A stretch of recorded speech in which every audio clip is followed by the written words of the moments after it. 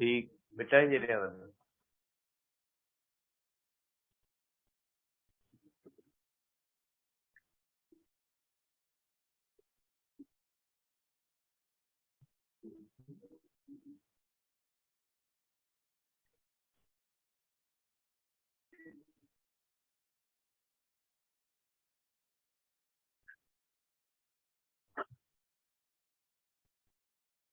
बिस्मिल्लाहिर्रहमानिर्रहीम। देखिए बेटा, कल हमने प्रेशर ऑफ गैस के बारे में मुख्तलिफ चीज़ें पढ़ी थी और हमने लास्ट में जो डिस्कस किया था वो मॉलिक्यूलर स्पीड्स के बारे में डिस्कस किया था कि मॉलिक्यूलर जो स्पीड्स होती है वो किस तरह से होती है, या आप ये भी कह सकते हैं कि उसके अंदर हमने काइनेटिक जो है वो एनर्जी के बारे में डिस्कस किया था कि काइनेटिक एनर्जी अगर आप फाइंड करना चाहें, या काइनेटिक एनर्जी जो होती है वो फंक्शन होती है टेम्परेचर। आप कह सकते हैं कि काइनेटिक एनर्जी की होती है वो फंक्शन होती है टेम्परेचर का, कि अगर डिफरेंट जो है वो आपके पास कोई भी गैसेस हैं लेकिन उनका टेम्परेचर अगर सेम है तो उनकी काइनेटिक एनर्जी को आप सेम मानोगे। ठीक है। अब इसके बाद जो हमारे पास बेटा नेक्स्ट है वो है हमारे पास हीट कैपेसिटीज। ठीक है, ये जो हीट कैपेसिटीज हैं ये आपके कल वाली जो मंडे के दिन आपकी टेस्ट है उसके अंदर शामिल नहीं है। आपकी जो मंडे वाली टेस्ट है उसके अंदर सिर्फ वहां तक सिलेबस शामिल होगा जहां तक जो है वो हमने कल तक पढ़ा है। क्वेश्चंस मैं आज भी आपको भेजता हूँ। ठीक है, जो भी हमारा जो हमने पढ़ा है उसके बारे में उनकी प्रैक्टिस कर लीजिएगा। ठीक है ना, ताकि आपको जो है वो टेस्ट के अंदर आसानी रहे। और कुछ बच्चों ने मैसेज किया टेस्ट किस तरह की होगी। अब ये तो क्वेश्चन बनता नहीं है कि टेस्ट किस तरह की होगी, डिस्क्रिप्टिव नहीं होगी, जाहिर है एमसीक्यू तो। अब ये एमसीक्यूज किस तरह के होंगे? अब ये एमसीक्यूज की तो कोई टाइप है नहीं। अगर ऐसी कोई टाइप होती, बीसीक्यूज होते हैं, तो बीसीक्यूज के अंदर चारों ऑप्शन सही होते हैं, फिर कहते हैं तो चारों सही दे देंगे, फिर जो भी हमारी मर्जी जिसको सही करे आप पे करोगे, हम कहेंगे नहीं ये सही है। तो अब ये तो बात बनती नहीं है, बाकी आपकी मर्जी, आप बादशाह हो, कुछ भी कह सकते हैं।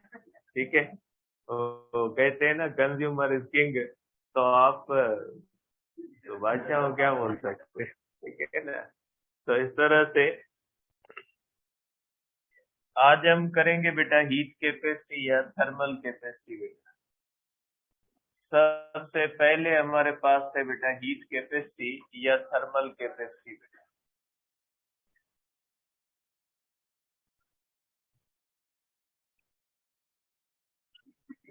हीट कैपेसिटी भी कहते हैं बेटा, शोर नहीं करें। हीट कैपेसिटी या थर्मल कैपेसिटी होती है बेटा।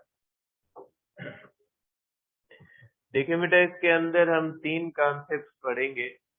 हीट कैपेसिटी पढ़ेंगे, स्पेसिफिक हीट कैपेसिटी पढ़ेंगे, और उसके साथ मोलर हीट कैपेसिटी पढ़ेंगे।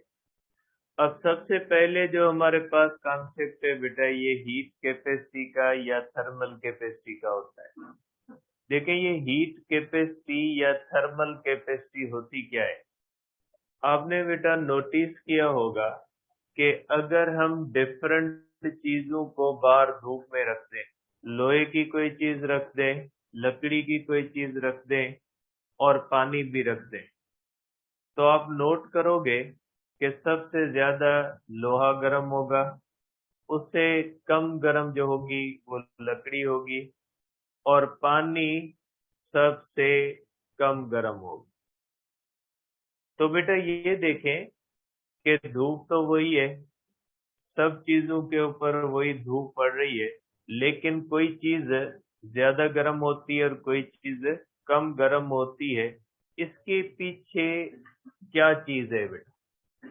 देखें, असल में हर बॉडी के अंदर हीट को स्टोर करने की या एब्जॉर्ब करने की सलाहियत होती है। जिस तरह से मुख्तलिफ लोग होते हैं, उनके खाने की सलाहियत मुख्तलिफ होती है।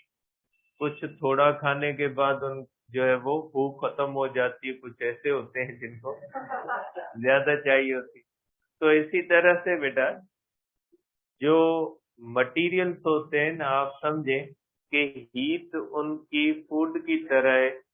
कोई मटेरियल ज्यादा खा लेता है, कोई मटेरियल कम खाता है। तो ये आप ये कह सकते हैं कि ये हीट के बर्दाश्त करने की सलाहियत होती है हर मटेरियल। कोई मटेरियल कम हीट को बर्दाश्त कर सकता है, कोई मटेरियल जो होता है वो ज्यादा हीट को बर्दाश्त कर सकता है। तो जो मटेरियल ज्यादा हीट को बर्दाश्त कर लेता है, उसका टेम्परेचर देर से इंक्रीज होता है। जैसे वाटर होता है, आम चीजों के अंदर वाटर एक ऐसी चीज है जिसके अंदर हीट को बर्दाश्त करने की सबसे ज्यादा सलाहियत होती है, और उसका टेम्परेचर जो होता है वो बहुत ज्यादा हीट देने के बाद बढ़ता है। जबकि लोहा या मेटल की चीजें देख लें, उनको थोड़ी हीट देने के बाद उनका टेम्परेचर जो होता है वो बढ़ जाता है। तो बेटा यहीं से कॉन्सेप्ट आता है कि डिफरेंट मेटल्स को जब हम हीट देते हैं तो उनका टेम्परेचर जो बढ़ता है वो डिफरेंट बढ़ता है। ये इसीलिए होता है क्योंकि डिफरेंट मटेरियल्स में हीट को बर्दाश्त करने की जो सलाहियत होती है वो डिफरेंट होती है। तो ये जो हीट को बर्दाश्त करने की सलाहियत होती है, इसको हम कहते हैं हीट कैपेसिटी या थर्मल कैपेसिटी।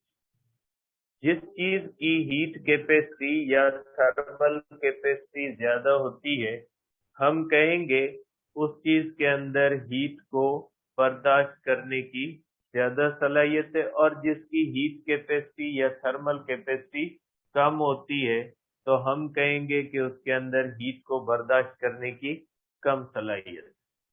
हमें हीट कैपेसिटी से ये पता लगता है कि इस मटेरियल में हीट को बर्दाश्त करने की कितनी सलाहियत है। जिस चीज की हीट कैपेसिटी ज्यादा होगी, उसका टेम्परेचर देर से बढ़ेगा, और जिसकी हीट कैपेसिटी कम होगी, उसका टेम्परेचर जो होगा वो जल्दी बढ़ जाएगा। तो आप इसको इस तरह से बेटा कह सकते हैं, इसको आप इस तरह से डिफाइन कर सकते हैं।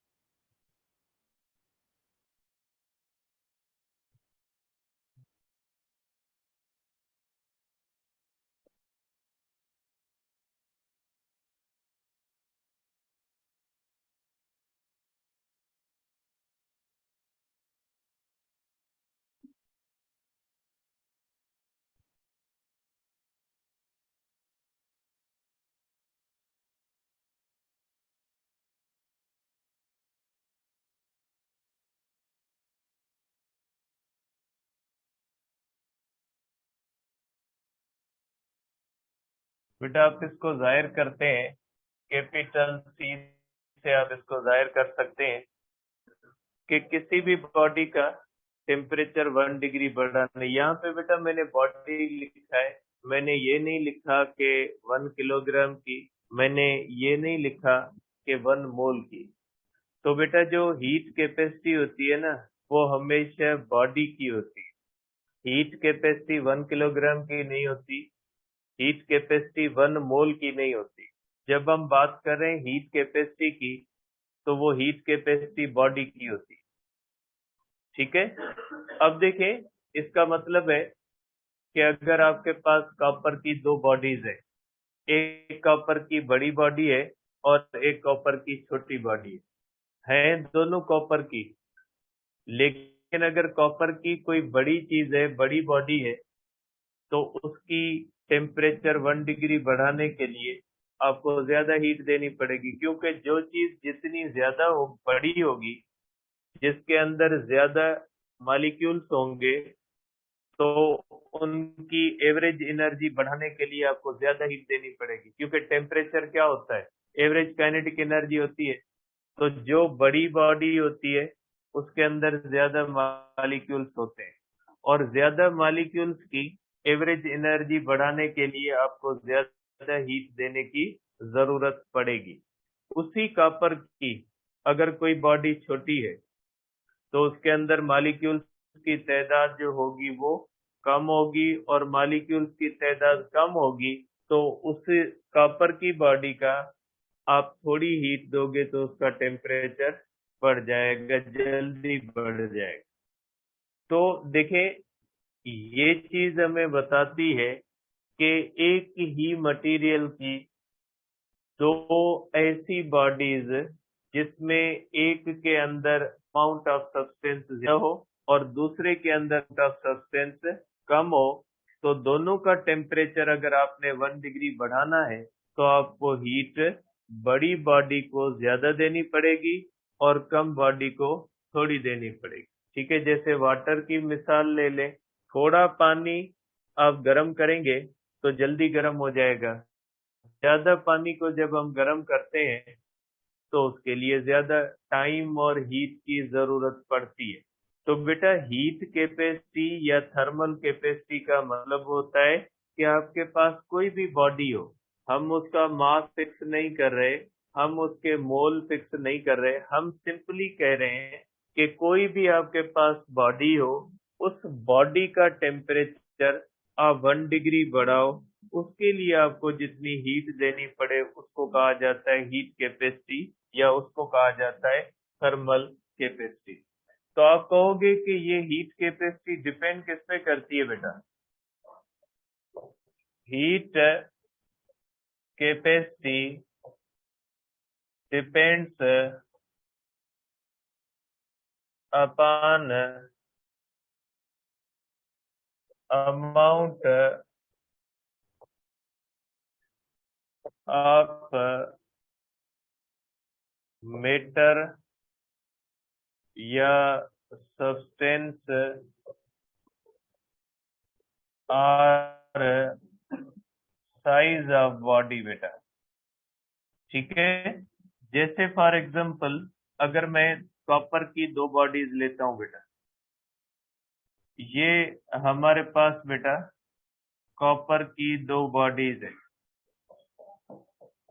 ये एक बड़ी बॉडी में बना रहा हूं बेटा, और एक हमारे पास बेटा छोटी बॉडी है। दोनों बॉडीज कॉपर की।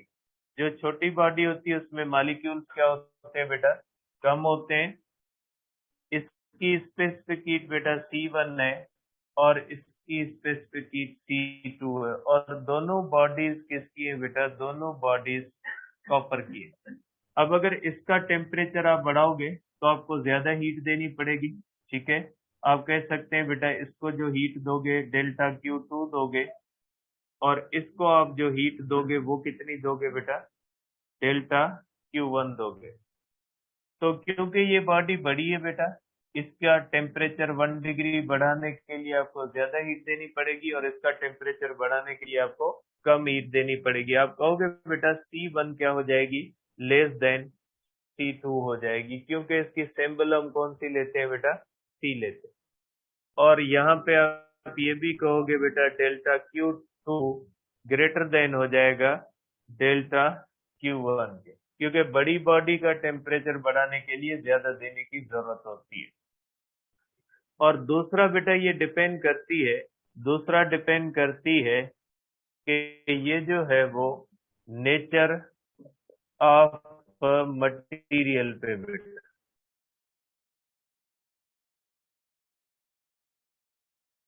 नेचर ऑफ मटेरियल पे डिपेंड करेगी बेटा, कि नेचर ग्राम पानी का हो और 1 किलोग्राम आयरन का हो बेटा।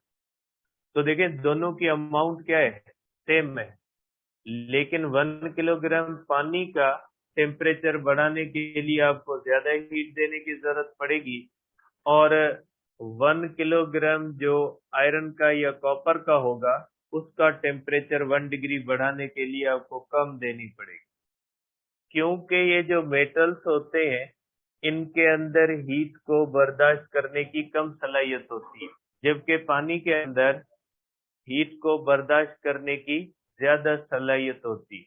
इसलिए पानी को आप ज्यादा हीट देते हो तब जाके उसका टेम्परेचर 1 डिग्री बढ़ता है, जबकि ये जो मेटल्स होते हैं उनको थोड़ी हीट देते हो तो उनका टेम्परेचर जो होता है वो बढ़ जाता है। आप इसको इस तरह से ले लें बेटा कि अगर आपके पास इस तरह से ये कॉपर है बेटा, इसका अगर 1 किलोग्राम है, और अगर ये आपके पास पानी है इसका भी 1 किलोग्राम है। ठीक है, तो अगर आप देखते हैं बेटा कि इसका मास भी 1 किलोग्राम है, और ये हमारे पास बेटा वाटर है। ठीक है, और ये आपके पास बेटा कॉपर है, और इसका भी मास कितना होता है बेटा, 1 किलोग्राम होता है बेटा। दोनों का बेटा देखिए अमाउंट सेम है, लेकिन आप कहेंगे तो स्पेसिफिक हीट ऑफ मेटल जो होगी वो लेस देन होगी स्पेसिफिक हीट ऑफ वाटर, क्योंकि बेटा नेचर चेंज है। वाटर की नेचर अलग होती है और मेटल की नेचर क्या होती है, अलग होती है। ठीक है, तो इस तरह से आप देखेंगे कि हीट कैपेसिटी या थर्मल कैपेसिटी का मकसद है कोई भी चीज है आपके पास, आप उसमें ये नहीं देख रहे इसका मास कितना है, इसकी जो है वो साइज कितनी है। जस्ट आपने किसी भी बॉडी का टेम्परेचर बढ़ाने के लिए जो भी हीट देनी पड़ती है उसको हम कहते हैं हीट कैपेसिटी या थर्मल कैपेसिटी बेटा। अब इसके बाद होती है बेटा स्पेसिफिक हीट कैपेसिटी बेटा। स्पेसिफिक हीट कैपेसिटी को बेटा हम C से जाहिर करते हैं। अब ये स्पेसिफिक क्या होती है बेटा, जब हम बात करते हैं बेटा स्पेसिफिक हीट की, इसका मकसद है आपने किसी भी चीज का 1 किलोग्राम लेना है, इसके अंदर मास फिक्स होता है बेटा। जब हम कहते हैं कि specific heat of water 4200 joule है, इसका मतलब ये होता है कि अगर आप वाटर का 1 किलोग्राम लोगे तो 1 किलोग्राम के लिए आपको कितनी हीट देनी पड़ेगी, आपको जो है वो 4200 जूल देनी पड़ेगी। ठीक है, अब इसका मैंने फार्मूला नहीं लिखा बेटा, पहले मैं इसका फार्मूला लिख लूं, उसके बाद आगे इसको स्पेसिफिक हीट को करते हैं। देखिए बेटा इसका फार्मूला हो जाएगा कि अगर हम इसका फार्मूला लें बेटा, तो इसका फार्मूला इस तरह से हो जाएगा बेटा। इसका फार्मूला होता है बेटा C is equal to delta Q upon होता है बेटा डेल्टा T। ये फार्मूला होता है हीट कैपेसिटी का, और इसका यूनिट कौन सा होता है बेटा, इसका यूनिट होता है बेटा जूल पर केल्विन या पर डिग्री सेल्सियस। और यहां से आप ये भी कर सकते हैं कि delta Q is equal to C delta T। ठीक है, delta Q is equal to क्या होता है बेटा, C डेल्टा T। इसके अंदर देखें न मास है न मोल है, क्योंकि इसके अंदर न मास देखते हैं, किलोग्राम देखते हैं, ना ही हम मोल देखते हैं, इसमें हम बॉडी को देखते हैं। ठीक है, जबकि स्पेसिफिक हीट के अंदर हम किसको देखते हैं, मास को देखते हैं। कि अगर आप कहते हो कि स्पेसिफिक हीट ऑफ कॉपर, इसका मकसद है कॉपर के 1 kilogram. Specific heat of iron, इसका मकसद है आयरन का आप क्या इस्तेमाल करोगे, 1 किलोग्राम इस्तेमाल करोगे बेटा। तो आप इसको कह सकते हैं बेटा, इसको आप इस तरह से डिफाइन कर सकते हैं, amount of heat required to raise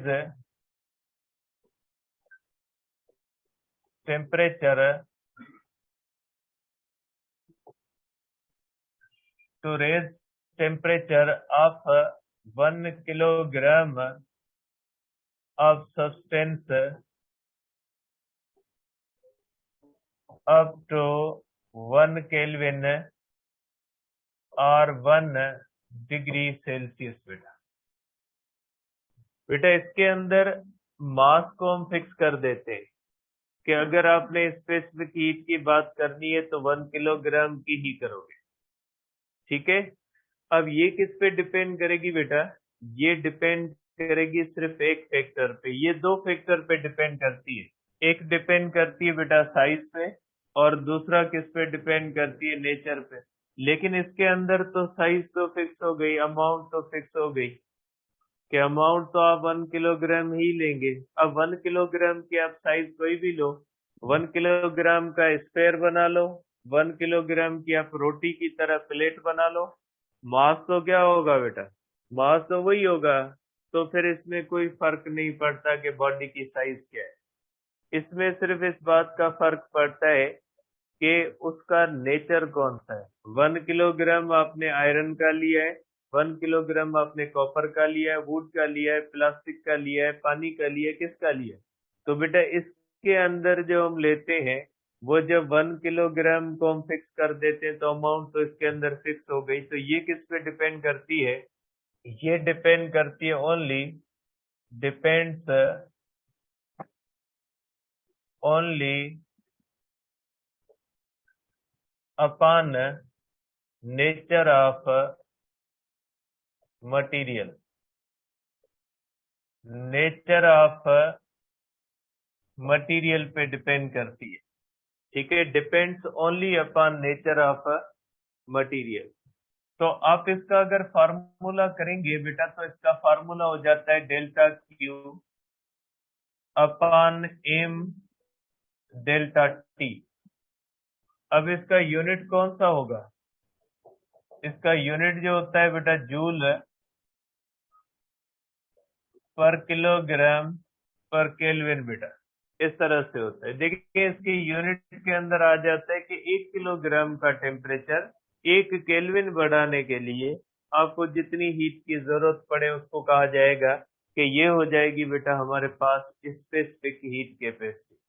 simply आप देख लें, स्पेसिफिक हीट कैपेसिटी या हीट कैपेसिटी दोनों एक 1 किलोग्राम की एक बॉडी की है, लेकिन दोनों हमें ये बताती है कि किसी भी चीज के अंदर हीट को बर्दाश्त करने की कितनी सलाहियत।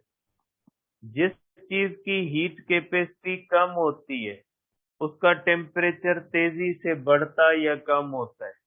जिसकी हीट कैपेसिटी ज्यादा होती है उसका टेम्परेचर जो है वो आहिस्ता आहिस्ता बढ़ता है और आहिस्ता आहिस्ता कम होता है। पानी देखें, पानी को अगर गर्म करना होता है तो पानी इतनी जल्दी गर्म नहीं होता, क्योंकि पानी की हीट कैपेसिटी ज्यादा है।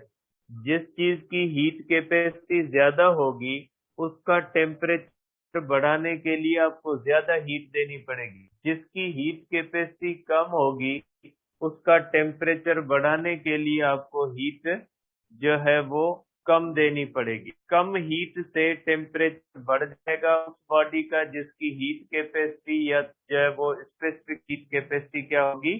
कम होगी। ठीक है, तो आप वाल कलाक में भले भी ॾिसो जेसी टॉपिक पूरो न थींदो न।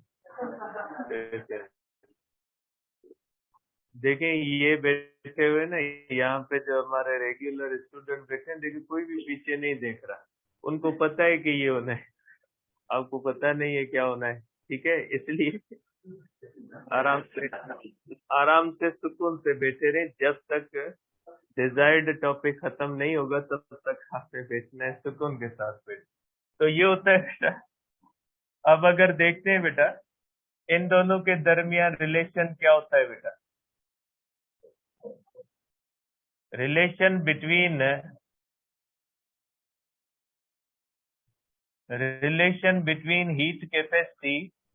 heat capacity and specific heat capacity.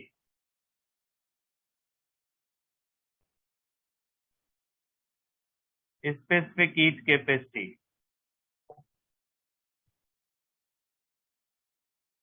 तो बेटा हीट कैपेसिटी और स्पेसिफिक हीट कैपेसिटी के दरमियान क्या ताल्लुक होता है बेटा? आप इनका बना सकते हैं। देखिए आपने अभी पढ़ा है कि स्पेसिफिक हीट कैपेसिटी जो होती है वो होती है delta Q upon M delta T के बराबर। आप इसको कर सकते हैं बेटा कि 1/m delta Q upon delta T बेटा। तो आप कर सकते delta Q upon delta T किसके बराबर होता है? Heat T upon M. तो आप कर सकते हैं कि specific heat capacity is equal to heat capacity upon M, या जो है वो बेटा आप कर सकते हैं कि जो हीट कैपेसिटी होती है वो होती है mass into specific heat capacity बेटा। Small C specific heat capacity को जाहिर करता है बेटा, और कैपिटल सी किसको जाहिर करता है बेटा? वो करता है हीट कैपेसिटी को या थर्मल कैपेसिटी को बेटा। इस तरह से बेटा इनके दरमियान आप रिलेशन बना सकते हैं। इसके ऊपर एक क्वेश्चन देख ले बेटा कि इस तरह से छोटा एक क्वेश्चन हो सकता है इसके ऊपर कि सपोज करें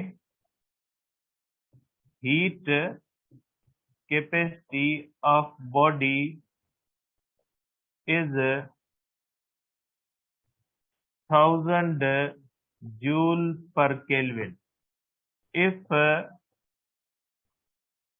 mass of body is 10 kilogram, then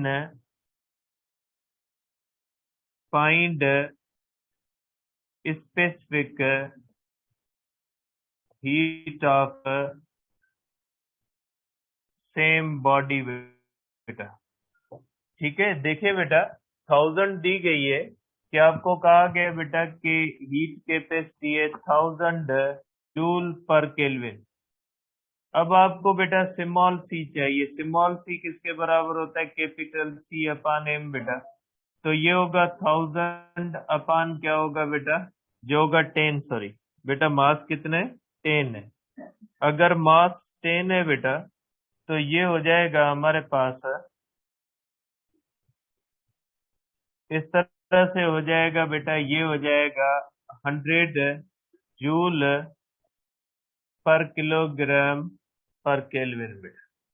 तो आप इसको इस तरह से कह सकते हैं कि इससे जो है वो छोटे छोटे इस तरह से रिलेशन सॉल्व हो सकते हैं कि जिसके अंदर हीट कैपेसिटी या स्पेसिफिक दी जाए कि specific heat is 100, what is heat capacity of body having mass 10 kilogram. तो 100 इंटू 10 क्या करोगे? 1000 हो जाएगा। तो इस तरह से आपको इस चीज का पता लग सकता है बेटा इसमें से।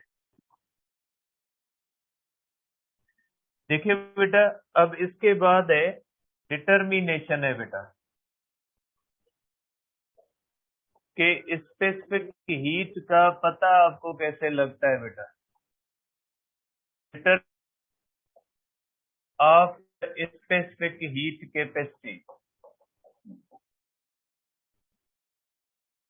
बेटा स्पेसिफिक हीट कैपेसिटी अगर किसी भी चीज की मेयर करनी है, इसके ऊपर बहुत सारे प्रॉब्लम्स आते हैं। जो अब ये रूल हम पढ़ने जा रहे हैं इसके ऊपर बहुत ज्यादा प्रॉब्लम्स होते हैं। देखिए बेटा अगर हम कहते हैं कि वाटर की स्पेसिफिक हीट कैपेसिटी जो होती है वो होती है 4200 जूल पर किलोग्राम पर केल्विन। आप देखें बुक के अंदर मुख्तलिफ मेटल्स की लिखी हुई है, आयरन की लिखी हुई है, कॉपर की लिखी है, बहुत सारी चीजों की लिखी हुई है। तो बेटा इसको कैसे पता लगता है कि ये इसकी है? किस तरह से मेयर किया जाता है? और एक बात याद रखिएगा बेटा कि ये हीट कैपेसिटी या स्पेसिफिक हीट कैपेसिटी में जो 1 डिग्री बढ़ाते हैं ना, वो हम बढ़ाते हैं 14.5 से लेकर 15.5 तक। जो हम कहते हैं ना फॉर 1 डिग्री, वो 1 डिग्री कौन सा टेम्परेचर होता है बेटा?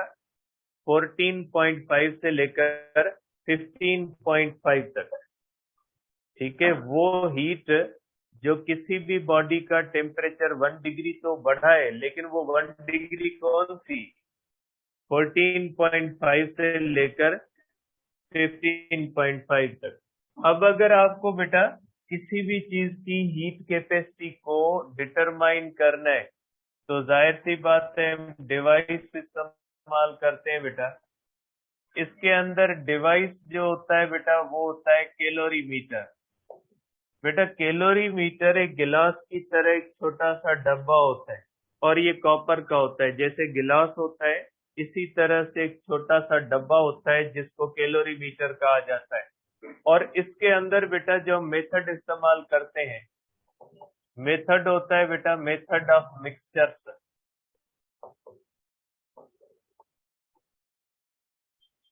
और इसके अंदर जो बेटा हम प्रिंसिपल इस्तेमाल करते हैं, इसके अंदर जो प्रिंसिपल इस्तेमाल होता है वो होता है बेटा हमारे पास लॉ ऑफ हीट एक्सचेंज।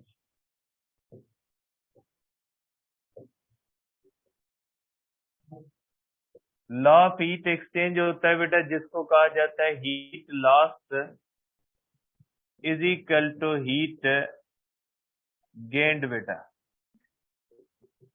इस प्रिंसिपल को हम इस्तेमाल करते हैं बेटा। Heat loss is equal to क्या हो जाता है बेटा हीट गेन। अब ये होता कैसे इसका जो है वो आप देखें बेटा, इसका प्रोसीजर क्या होता है बेटा, ठीक है। अब इसका बेटा प्रोसीजर क्या होता है इसको देखें बेटा।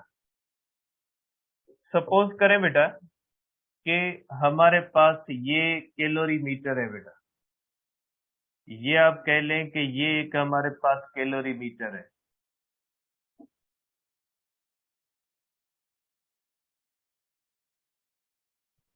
ये हमारे पास बेटा कैलोरीमीटर है। अब इसके अंदर बेटा जो चीज होनी चाहिए वो ये होनी चाहिए कि इस कैलोरीमीटर का बेटा mass and initial temperature of calorimeter बेटा ये होना चाहिए नोन बेटा। इसका पता होना चाहिए कैलोरीमीटर का मास क्या होता है, कैलोरीमीटर का इनिशियल टेम्परेचर क्या होता है बेटा, ये हमें पता होना चाहिए। अदरवाइज आप किसी भी चीज की स्पेसिफिक हीट मेयर नहीं कर सकते। मीटर के अंदर हम डालते हैं बेटा पानी, कैलोरीमीटर के अंदर बेटा हम पानी डालते हैं।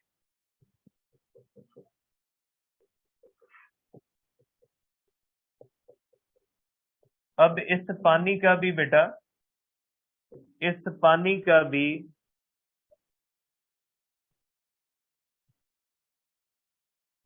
Mass and initial temperature of water ये भी बेटा हमें पता होता है, ये भी हमें नोन होता है बेटा। मास हम कितना पानी डालते हैं वो भी हमें पता होता है और इसका इनिशियल टेम्परेचर कितना होता है। देखिए बेटा पहले हम कैलोरीमीटर लेते हैं, कैलोरीमीटर के अंदर हम क्या डालते हैं बेटा, पानी डालते हैं।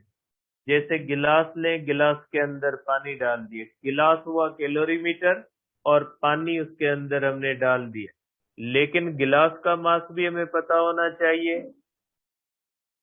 और गिलास का इनिशियल टेम्परेचर भी हमें पता होना चाहिए और जो उसके अंदर पानी डालते उसका भी हमें मास पता होना चाहिए और उसका भी। देखिए जब पानी हम डालेंगे गिलास के अंदर या कैलोरीमीटर के अंदर, चले एक का टेम्परेचर ज्यादा हो एक का टेम्परेचर भले कम हो, लेकिन अगर उनको थोड़ी देर छोड़ देंगे तो according to the thermal equilibrium दोनों का फाइनल टेम्परेचर क्या हो जाएगा बेटा, सेम हो जाएगा। क्योंकि आपको पता है कि हमने थर्मल इक्विलिब्रियम पढ़ा है, उसमें हमने ये बात पढ़ी थी कि अगर दो चीजें थर्मल कांटेक्ट में होंगी तो दोनों चीजों का टेम्परेचर क्या हो जाएगा, सेम। तो थोड़ी देर पानी को हम कैलोरीमीटर में डाल के छोड़ देंगे ताकि दोनों का टेम्परेचर बराबर हो जाए। तो आप कहोगे बेटा कि आप यहाँ पे कहोगे कि जो फाइनल टेम्परेचर होता है बेटा, final temperature of calorimeter is equal to final temperature of water बेटा, किसके मुताबिक, अकॉर्डिंग टू थर्मल इक्विलिब्रियम बेटा। थर्मल इक्विलिब्रियम के मुताबिक दोनों का फाइनल टेम्परेचर क्या होगा बेटा, बराबर हो जाएगा। अब सपोज करें कि ये हमारे पास एक मेटल पीस है।